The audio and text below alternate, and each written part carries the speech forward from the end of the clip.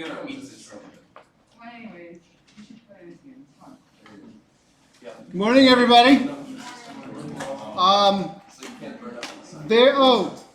Very important before I get into the physics. This Wednesday, March 1st, Mandalorian Season 3, Episode 1 drops.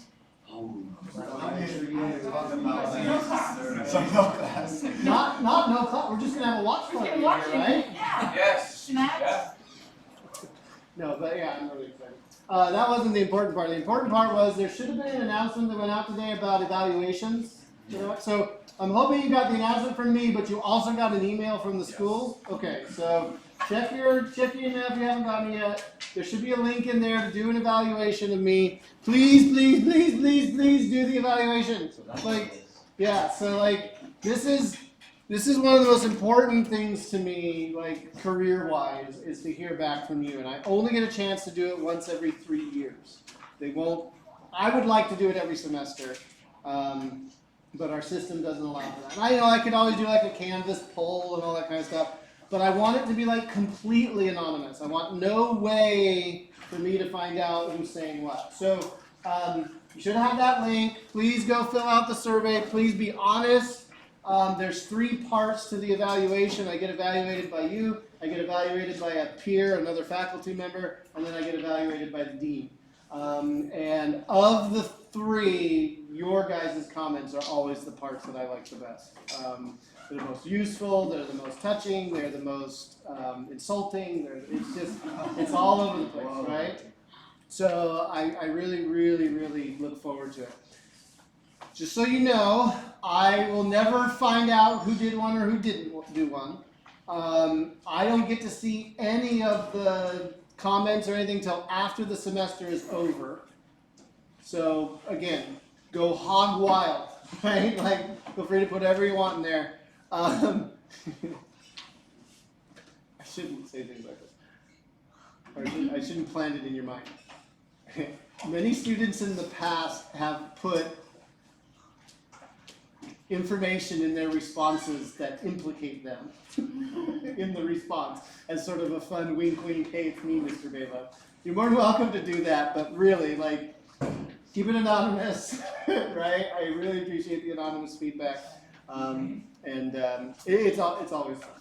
So make sure that you please do that. If I could, I would give you credit for spending the time to fill it out, but again, they won't give me any information about who did it, who didn't, all that kind of stuff. So just do it. It's only open for like 2 weeks, week and a half, something like that. It's you don't get it until the end of the semester to do it, right? So you can't wait until like the next exam. As a matter of fact, don't fill it out tomorrow. We'll do the test autopsy and then you but yeah, just please, those evaluations are worth gold to me. My last evaluation happened in March of 2020. And so it actually kind of didn't happen. Like only half of the students got the email in the first place, and of those, everybody was freaking out, COVID stuff, and didn't have time to do it. So I really haven't had an evaluation in 6 years, and I'd love to know how old I'm getting and disconnected from reality. So there's that, and then the other announcement was something. Test autopsy tomorrow. Right? And I will tell you that I sent emails to everybody that got a score that's not going to change because of the test autopsy, right? So if you didn't get an email, it means that you scored 10 or lower, right? If you did get an email, you got an 11 or 12. So, all right. I think that was it. I was thoroughly distracted in a marvelous way last time, and I really had fun, and I hope you had fun too, but it wasn't wasted time. That context is going to serve us well for the rest of the entire semester. So, I did show you the pointing vector, right? We got into some nitty-gritties of the physics, and we're going to run with this concept that light is an electromagnetic wave. And we're going to kind of come back now on our wave mechanics that we learned at the beginning of this semester. So Physics 4A students, hopefully this is going to be easier, right? You're not going to feel maybe as left out because the Physics 4B students know something or whatever, right? So what I brought with me today here is a beloved piece of technology. These things were fantastic in the day. I mean, of course, our technology did get faster, all kinds of stuff, right? But there's just something, I started teaching on these, right? And so they'll always have a kind of workplace mark. And I always had 2 of them so that I could run over to one, slap down the notes, and while I was talking, run over to the other one, slap down the next page of notes, and then run back to the other one, whip that one off, and just keep going. And students were panicked because they couldn't write fast enough and couldn't keep up. It was great.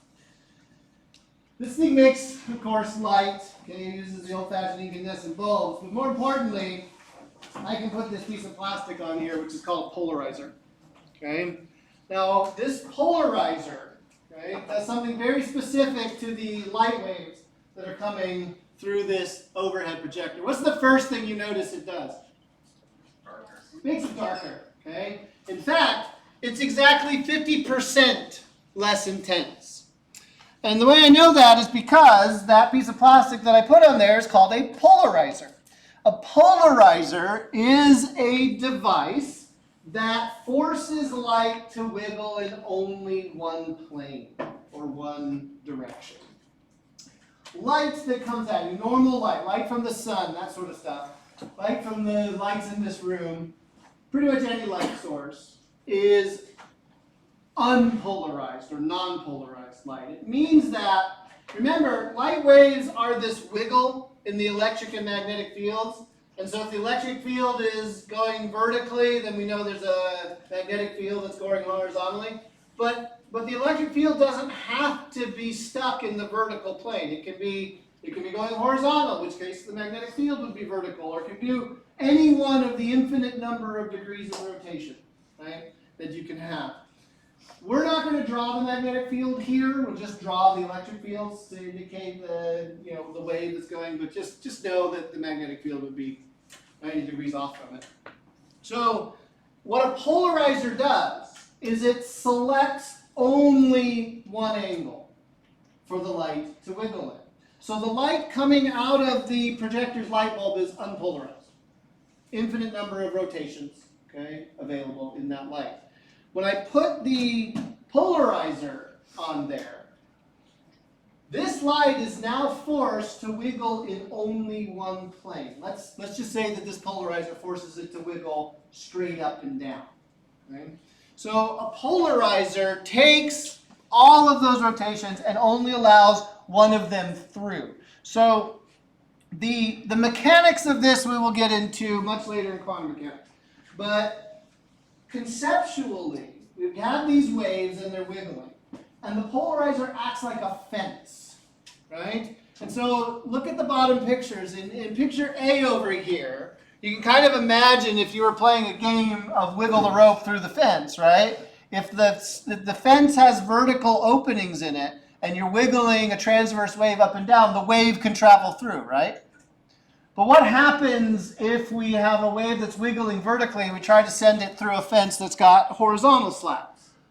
What happens to the energy? It's just gone, right? So since light, okay, unpolarized light can statistically be considered to be a combination, an overlap of 50% of the time vertically polarized light and 50% of the time horizontally polarized light. We've now captured all of the possibilities for any of the in-betweens, right? When I lay down a polarizer, I wipe out 50% of the available intensity. So a polarizer will always wipe out 50% of your light. So now here I have another polarizer. Okay? If I take that polarizer and I stack it on top of the other polarizer, okay, what do you notice? It's about the same. Now, there is something called attenuation that we are not going to get into in this class, where energy is being absorbed because the plastic has thickness, because it's not perfectly made, right? It's not perfectly transparent, all that kind of stuff. But you can see here that we are roughly, like if you compare here to here, it's about the same, right? And this certainly doesn't drop off by another 50%, okay? But these two polarizers are both vertically oriented. If I now take the top polarizer and I twist it,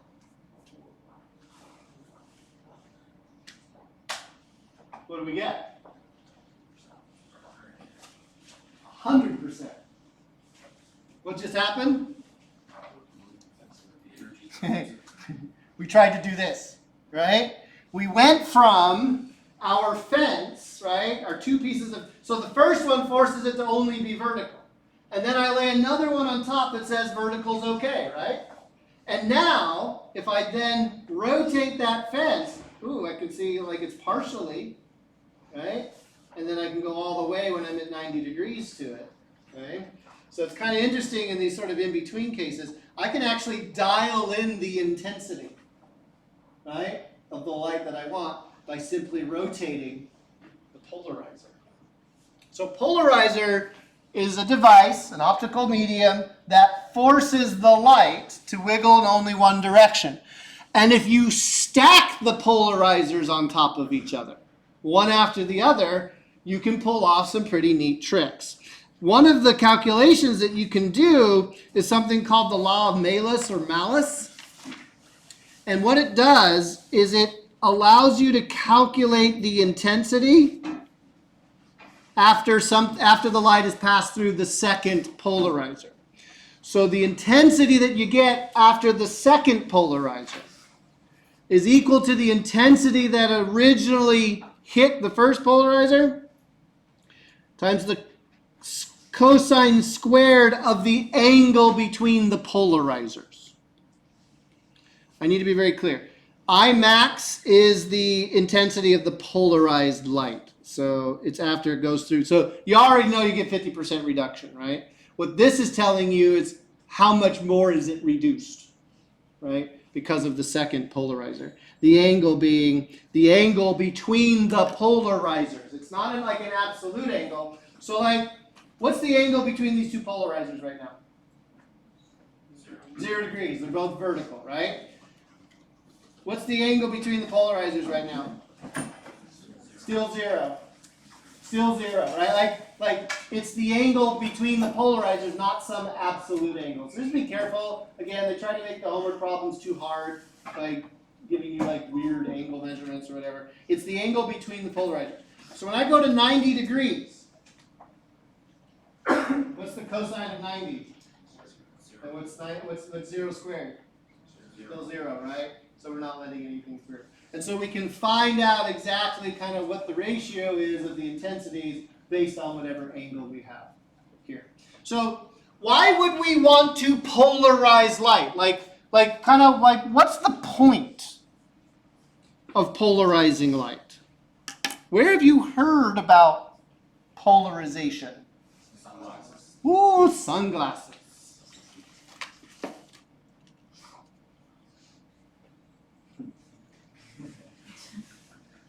These aren't sunglasses.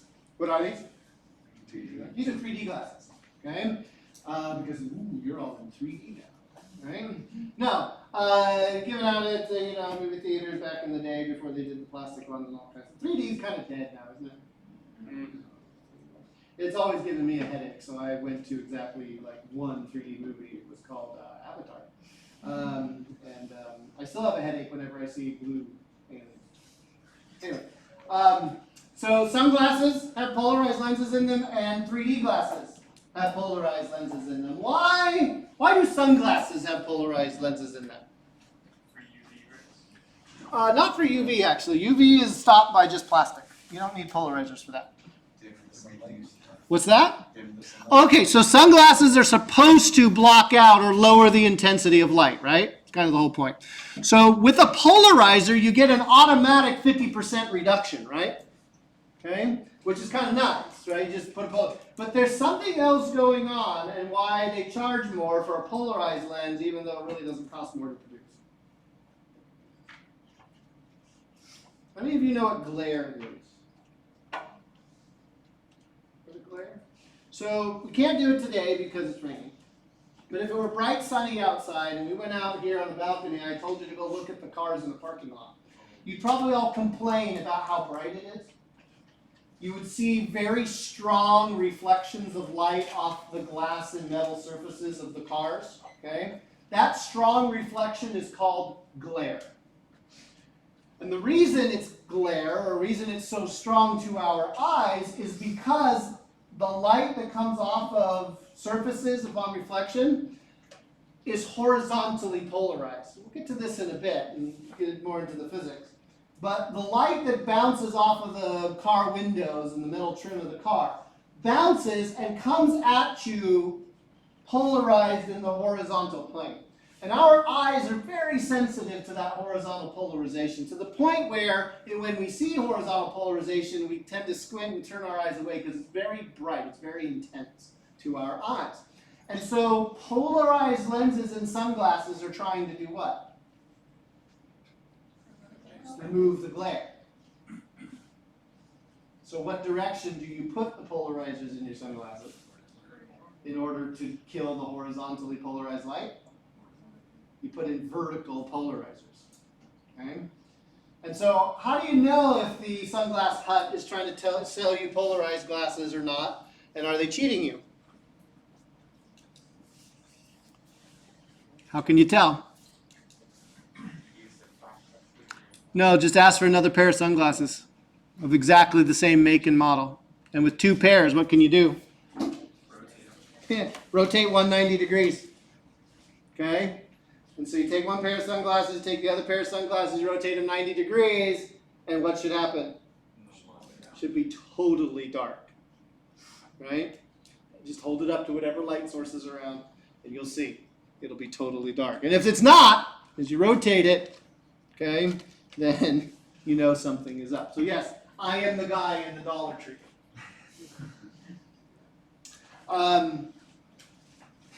I once had a pair of sunglasses made back before I had laser eyes, and I had to have corrective vision, like regular glasses. I had to have special sunglasses made so I could see.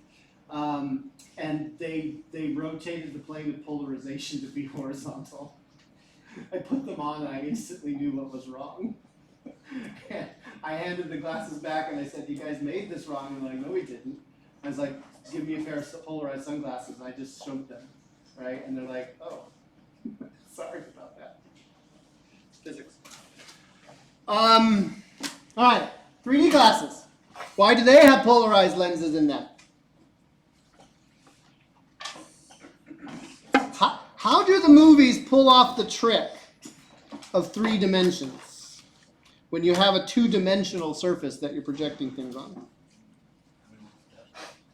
Multiple images. So have you ever taken your glasses off and looked at the screen during a 3D movie, right? It looks really blurry. It's because there's 2 images that are being put on the screen at the same time. And one of them, this is a lie by the way, but it's a good lie, so we'll just go with it, okay? One of them is horizontally polarized and the other one is vertically polarized. In truth, they're elliptically polarized, but let's not go there, okay, right? So one of them's horizontal, one of them's vertical, which means the glasses must be what?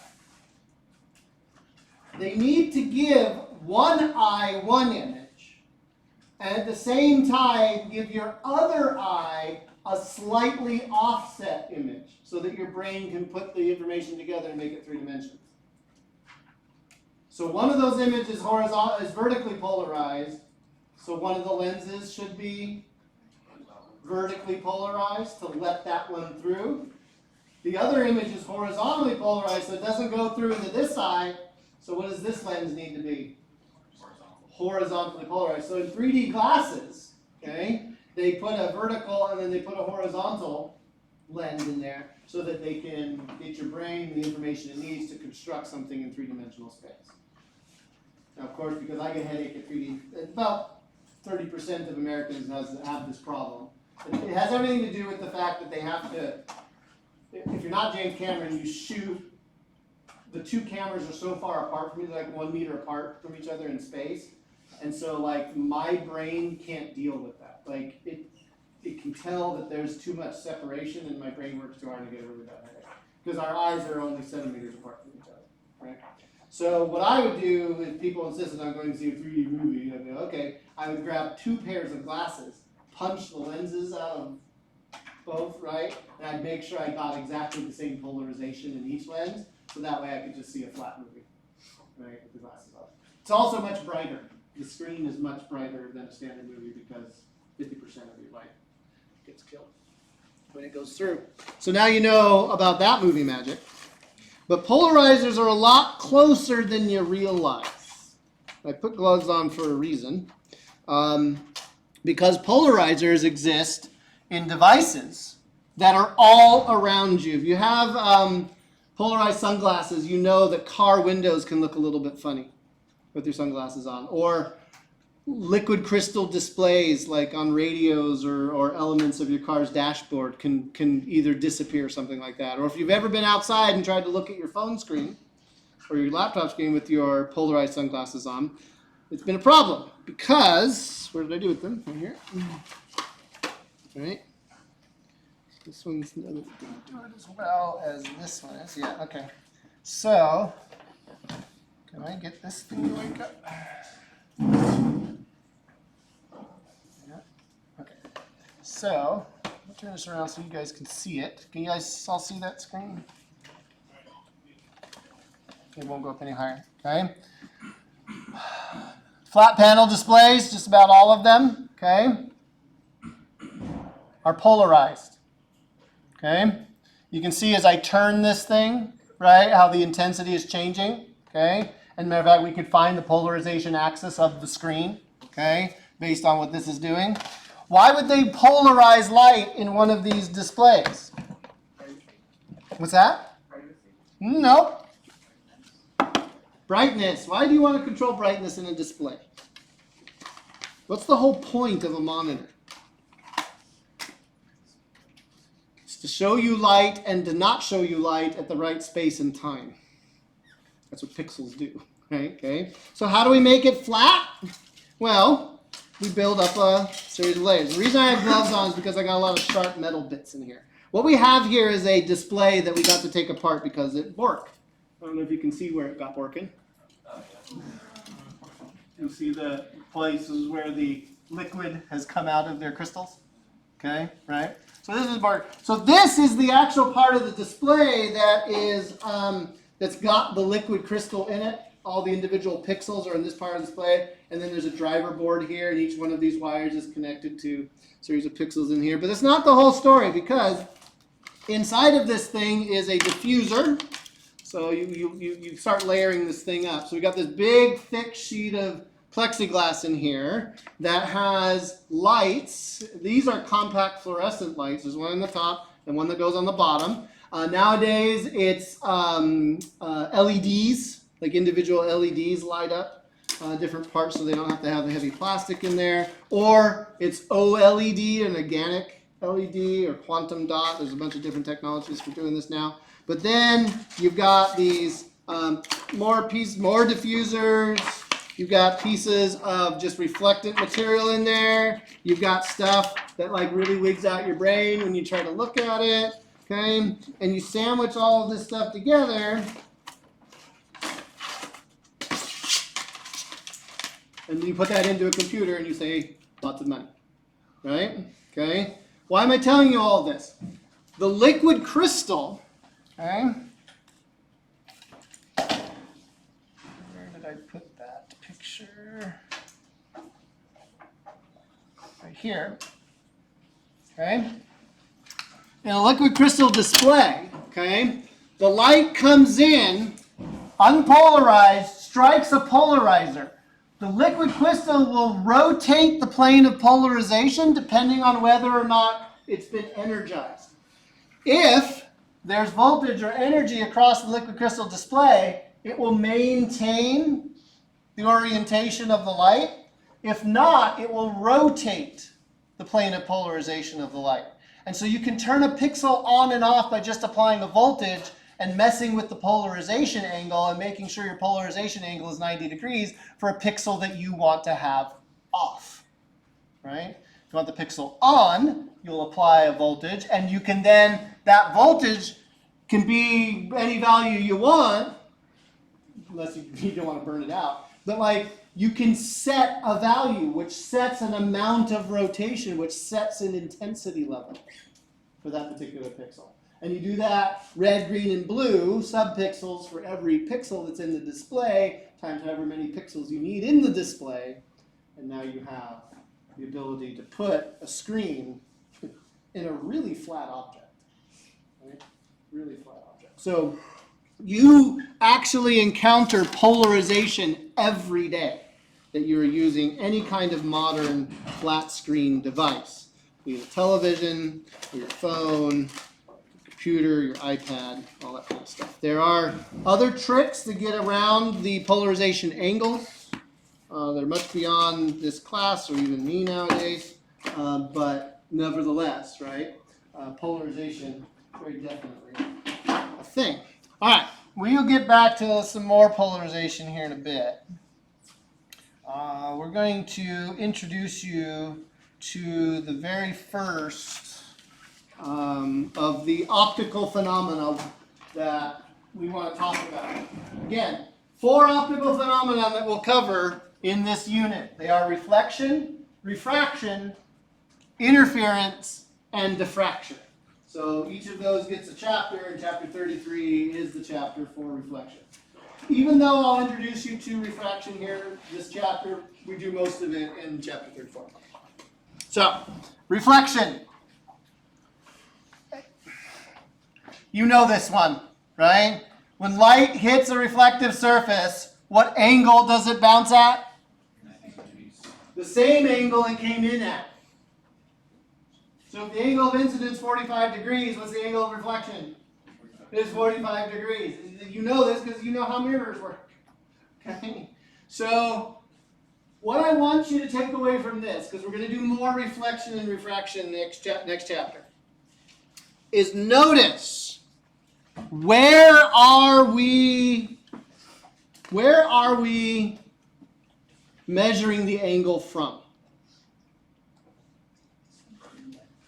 It's measured from the vertical, from the normal to the surface. This is a convention in optics, okay, where all of our definitions, whenever you see outside of polarizers, if you see an angle, that angle is always measured with respect to the normal line of the surface, not from the surface.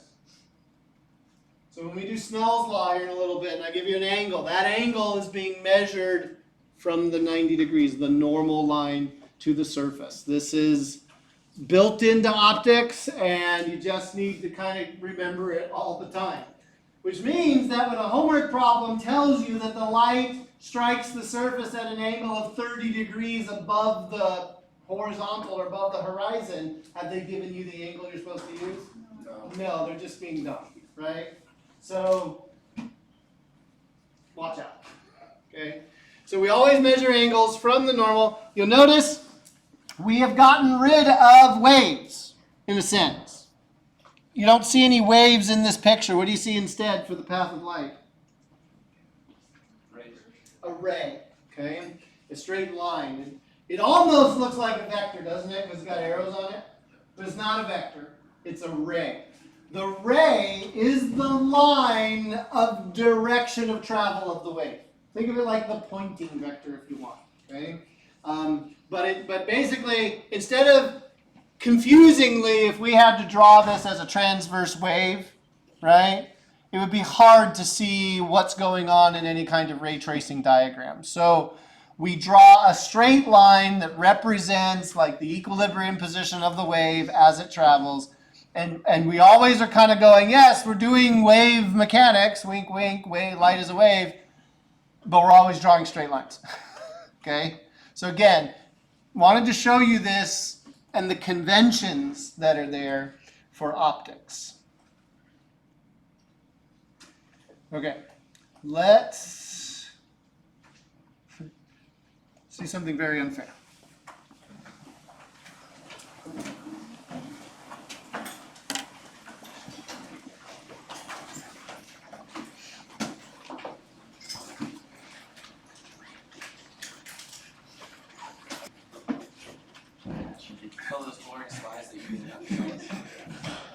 I swear, we don't do that to exert control over you or flex. It's just the universe is put together like this, and human beings come along, we interpret it, and we get the interpretations wrong all the time.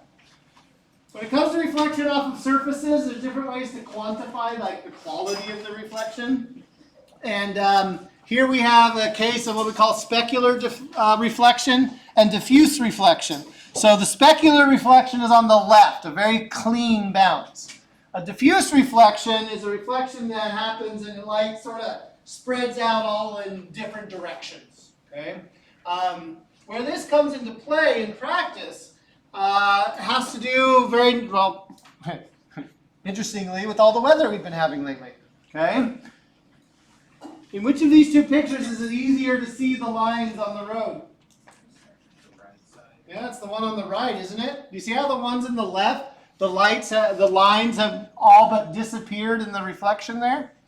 Here we're getting a specular reflection, a very intense, very clean bounce off the layer of water that is very reflective for light, right? Very even. And the lines kind of disappear. You've seen this if you've driven around at night with the roads being wet. Okay? If you have a diffuse reflection where the surface is dry and the light kind of bounces off not really all in one direction but a lot of different directions, you can actually pick out a little bit more detail. The way that you solve this, I should have a picture for this, but I keep forgetting to put it into the slides. The way that you solve this is with those little bumps in the road that everybody drives over. Right? They're called like braille driving, right? When you start feeling the you know you're crossing over the lane, right? Those are little tiny retroreflectors. And what does the word retro in retroreflector mean? Back out. It means it came from the 1970s. It means that the reflection is going to come directly back at you. Retrograde in reverse.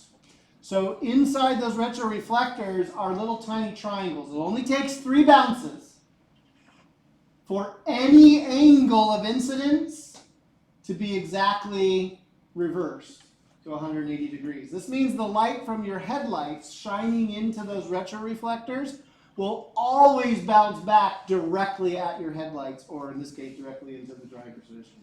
No matter what the angle of incidence of the light is, it will always reflect directly backwards. If all astronauts put a retroreflector on the moon, and we can bounce lasers off of it to this day. No matter what angle we shine the lasers in the retroreflector, they always bounce right back down the laser beam, and we can collect those photons. I mentioned, right, that light gets polarized upon reflection when it comes into a surface. So this is, we'll leave this conceptually for now. But the short version is that when light comes in and starts to interact with the surface, the electrons in that surface begin to wiggle. The light rays get absorbed, and then the electrons wiggle, and as the electrons in the surface wiggle, they start re-emitting electromagnetic waves.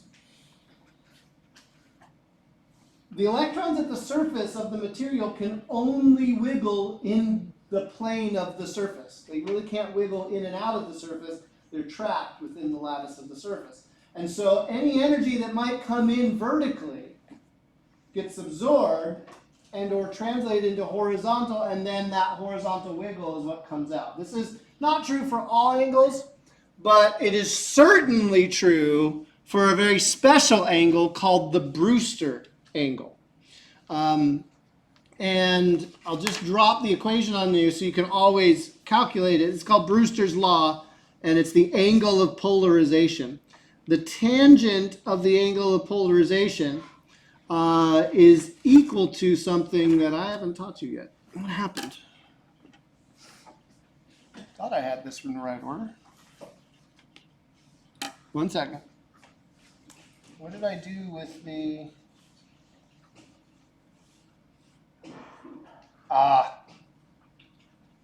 Okay, I'm going to drop this on you since I've already mentioned it, and then we'll circle back because I got to teach you something else first. But there's a ratio of these things called the index of refraction, okay, for the materials. we'll circle back to this. Let me show you some examples of this polarization taking place, not in real time, they'll just be photographs of this. And then we'll circle back to how to calculate Brewster's angle. So here's a video. Polarization by reflection.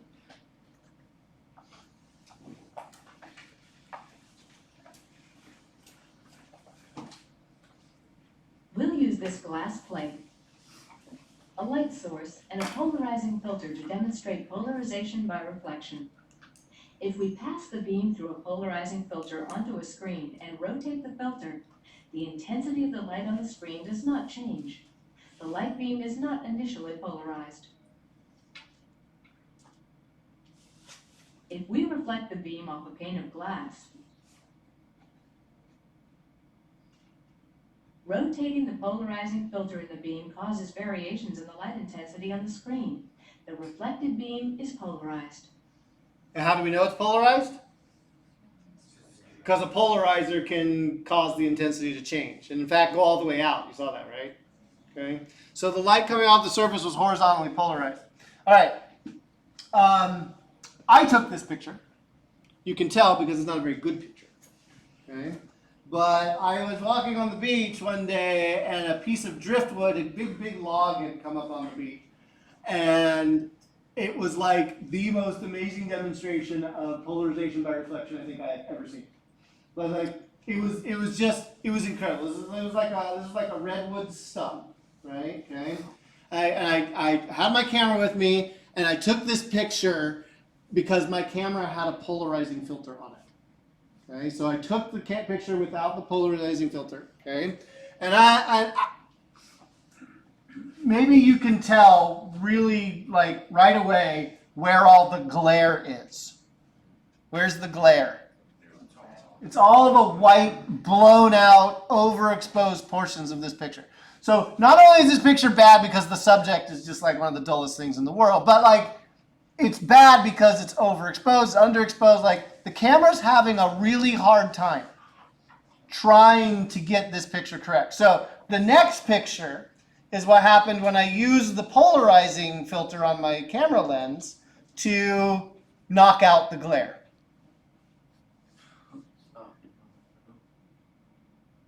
What happened?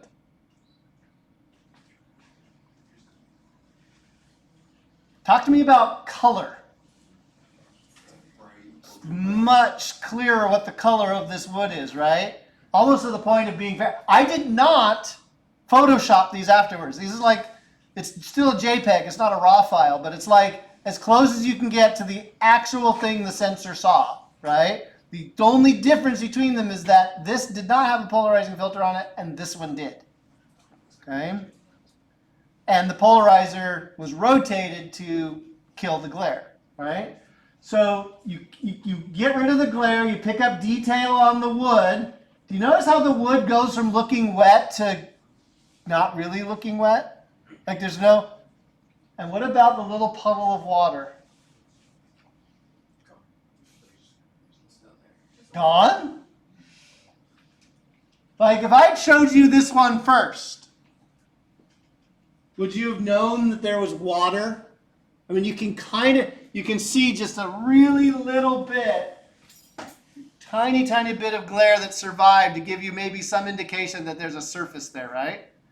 Compared to this, we're getting a lot of little highlights around the edge that's cluing your brain into the fact that there's something going on there, okay? So polarization by reflection, right, happens when light comes in and comes off horizontally polarized. Down here, the reflection isn't horizontally polarized, not as glary, right? Okay, and you can take advantage of the fact that light polarizes on reflection to do some pretty neat photographic tricks.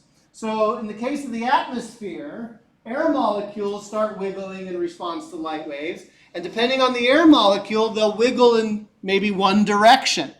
And then that direction can be spread out over certain portions of the sky. And if you have polarized sunglasses, you'll notice sometimes the sky looks black.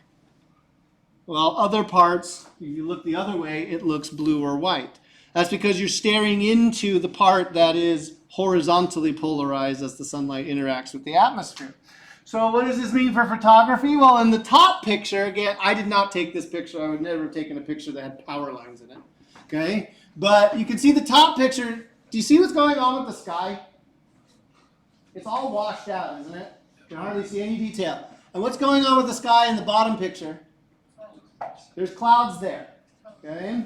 The bottom picture was taken with a polarizer. Polarizers will knock out a lot of haze because haze is polarized light bouncing all over the place. And so if you can eliminate that, you can actually get the detail that would otherwise be missing. I wish I took this picture. This is definitely the kind of place that I think I would like to be. There are exactly 0 people in this picture. Right? Okay. But compare it to this picture.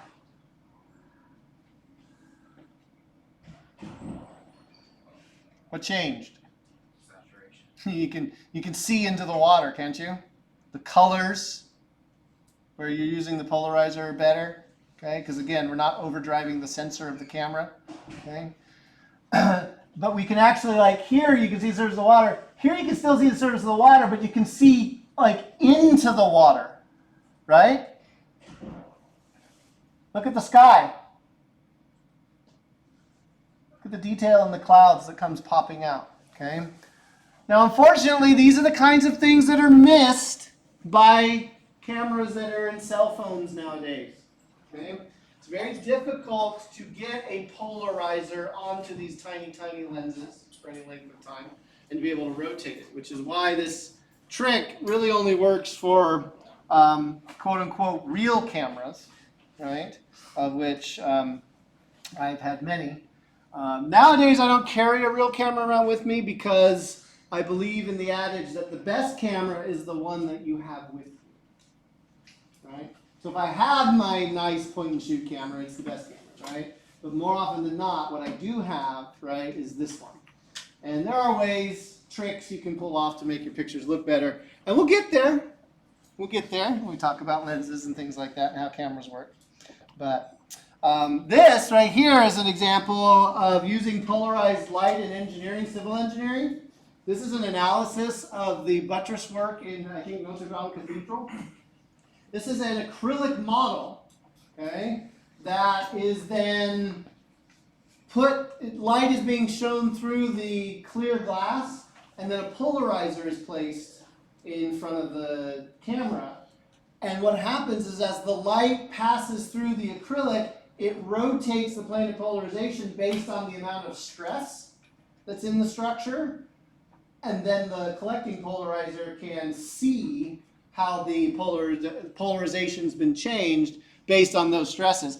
And in the model, you can kind of see where stress is building up. In several of the places where there's points and joins, you can see that there's stress in those members. So this kind of analysis existed for a very long time before computers were good at modeling the stresses within materials.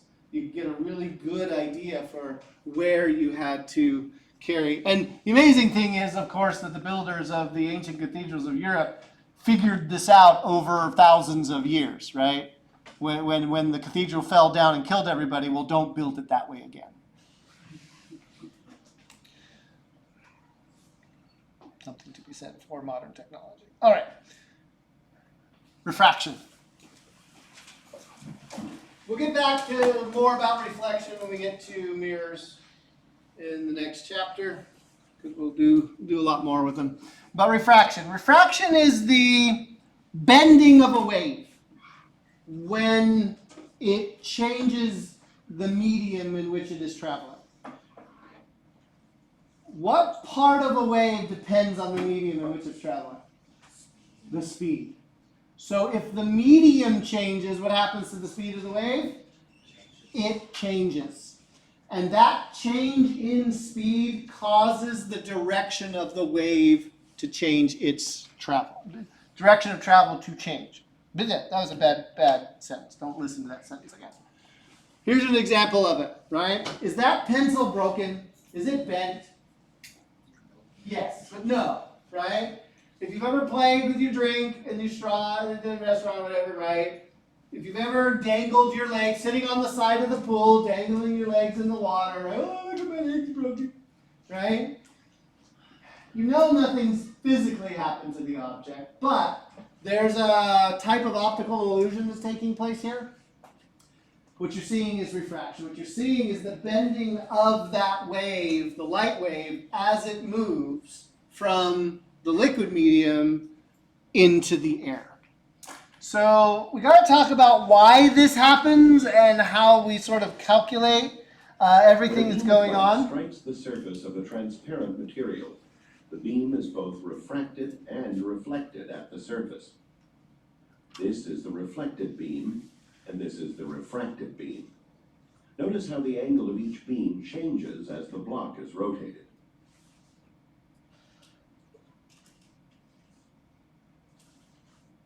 What would you say about the beam that went in and the beam that came out at the bottom? Did you notice? They were parallel to each other, weren't they? Okay. So that example, they're showing us both reflection and refraction happening.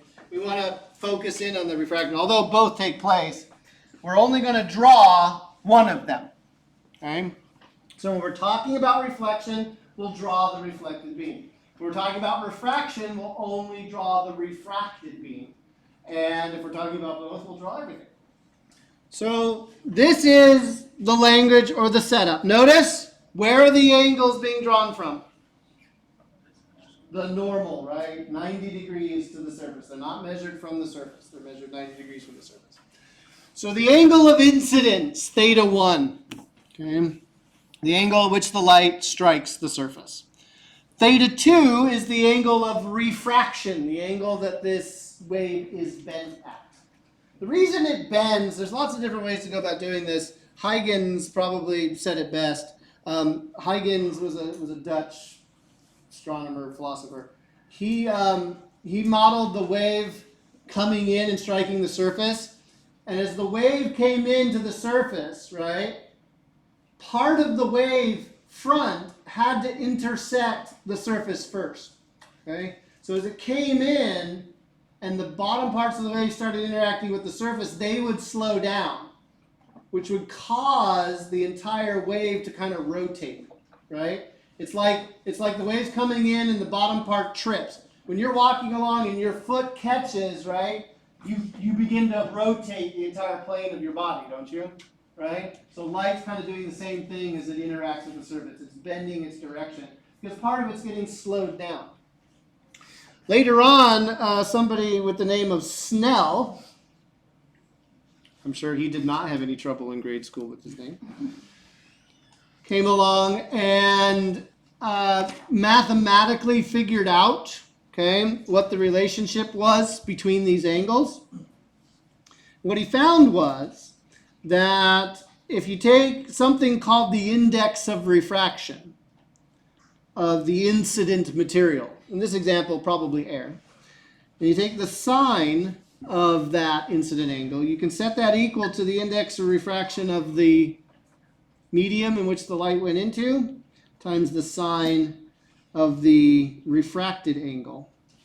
And you get this thing called Snell's law. S-N-E-L-L. So what is this index of refraction I keep referring to? It's a ratio. So as a ratio, it has no units, but it is the ratio of the speed of light in a vacuum to the speed in the material, whatever material we have. Okay. So meters per second on the top, meters per second on the bottom. This is a unitless value. And since the speed of light in a vacuum, c, is the fastest that light can ever travel, and I won't tell you why that is until we get to Albert Einstein, so you just have to take it as gospel truth for now. Speed of light in the vacuum is the fastest anything could ever travel. Light, when it enters a medium, always slows down. That means we're going to get c on top and some decimal fraction of c on the bottom. So like, for example, if light slows down to half of its speed that it had in a vacuum, right? That would be 1/2 c on the bottom in the denominator, which means the index of refraction would be not 1/2 but 2. And what happens if there's no change? What if it's vacuum to vacuum and you have c over c? 1. So the index of refraction is never smaller than 1. But it can be any value bigger than 1.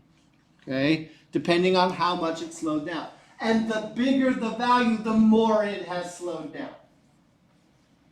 The index of refraction for water is 1.33-ish. Okay? But pure water, 1.33.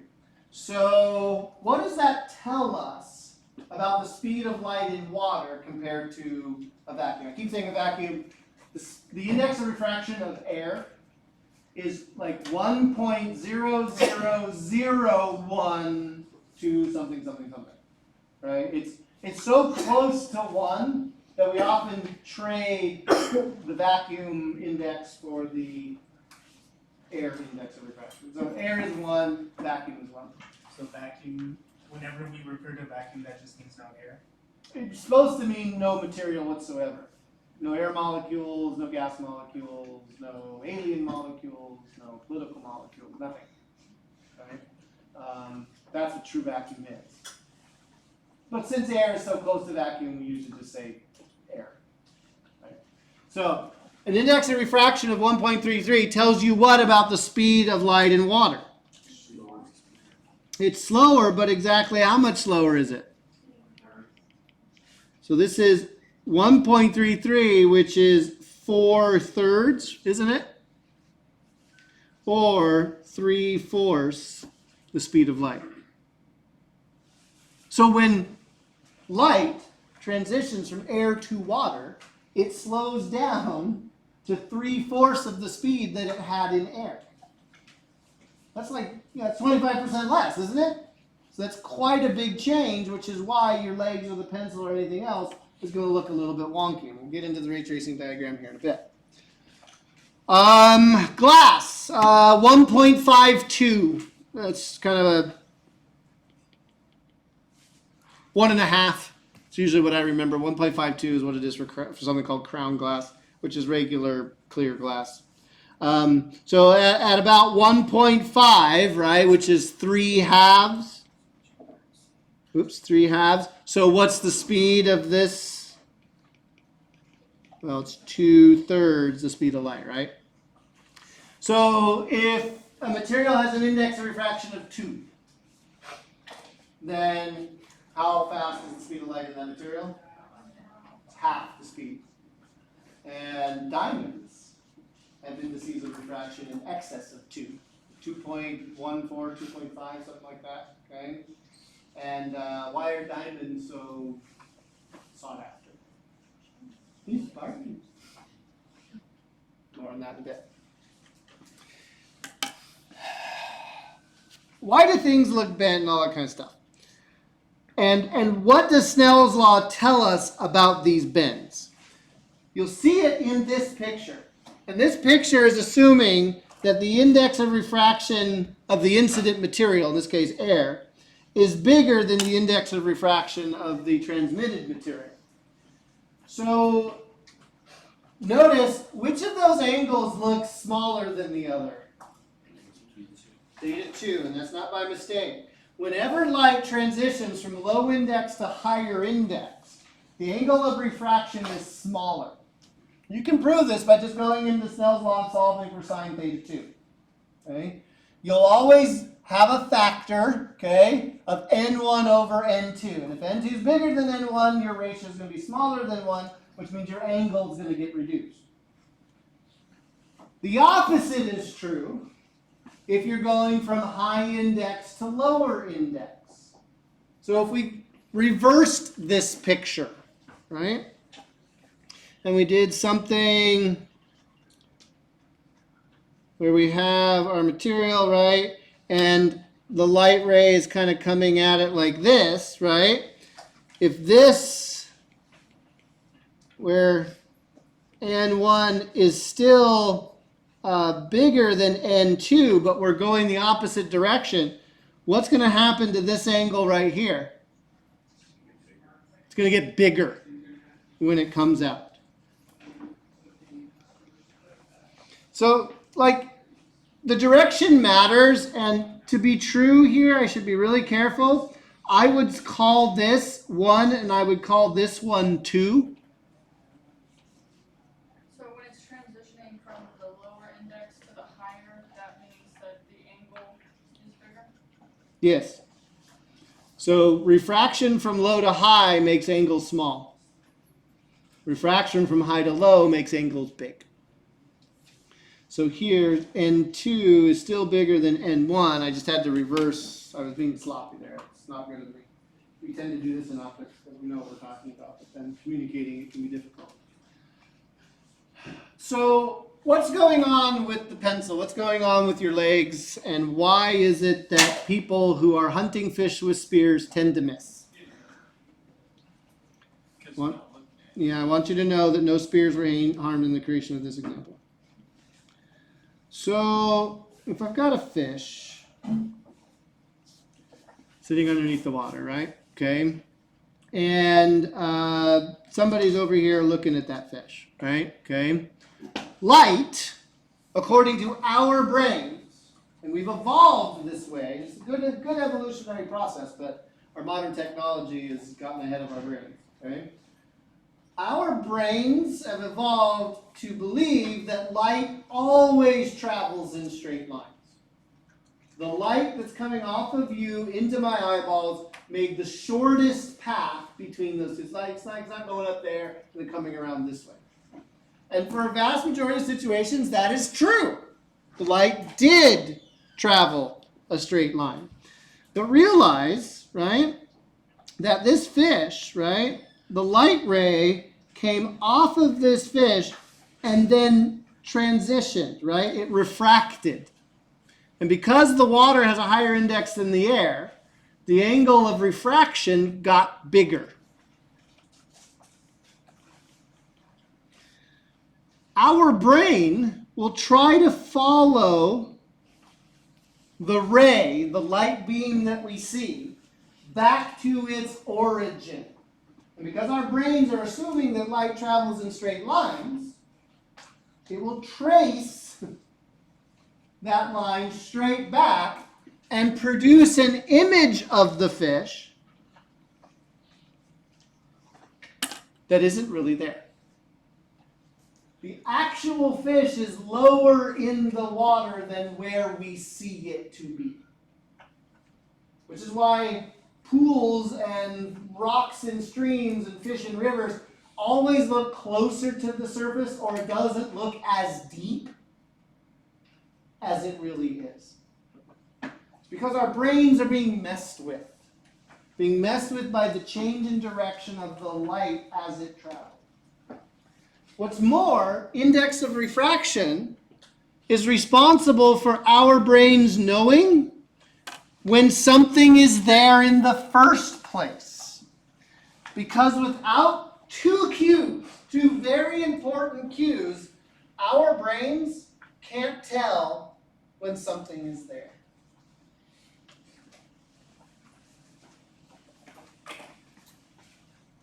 When we look at a transparent object such as this glass eyedropper, we can see it even though it is perfectly clear. Differences in the refraction indexes of the glass and air allow us to see the edges of the glass. When we put the eyedropper in a liquid that has the same index of refraction as the glass and fill the dropper with the liquid, the eyedropper nearly disappears.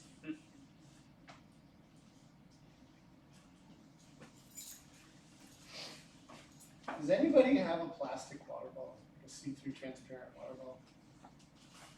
I forgot to go grab one. Ah, thank you. May I borrow?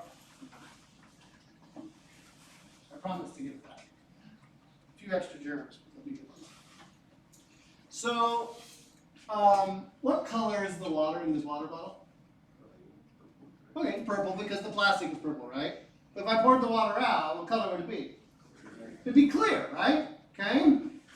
How can you see water? because it's not air.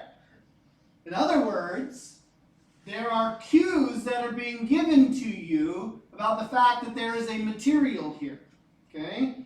The plastic is causing three things, changing the color. Number two, there's a reflection cue, light is bouncing off the surface of the plastic, but there's also a refraction cue. There's a bending or a warping, right, of the light as it passes through the water. Without those two cues, the reflection or the refraction, thank you very much, you would not be able to see the material because the material, the water, is perfectly clear. How do you know when a piece of glass is in a window? What color is glass? Most glass. Clear. It has no color. And so therefore we shouldn't be able to see it. So what are the two cues that tell you that something's there? Reflection or refraction. Or, as Jeff pointed out, when you run into it. Nobody has to raise their hand. But how many of you have ever walked into the sliding glass door fully convinced that it was open? I'm sure I have. Okay. This is probably what happened, okay? And it doesn't involve any intoxicating materials whatsoever. But more than likely, there's probably a party or something going on, some gathering, okay? And you were transitioning with a plate of food or some drinks from the inside to the outside, okay? And your mind was on whatever you were talking about, or making sure to not drop the tray of food, or whatever. Your brain wasn't concentrating on whether glass was there or not. There was a piece of your brain which was always watching your back, right?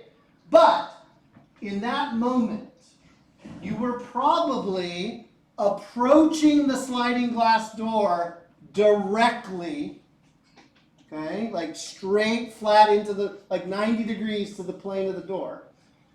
And more than likely, it was dark behind you and brighter on the other side of that door. And so two things went missing in that particular setup. A reflection cue, because there wasn't light behind you to bounce off the glass, and a refraction cue, because the angle of incidence was 90 degrees. And 0 degrees. And what's the sign of 0? Straight down onto the surface?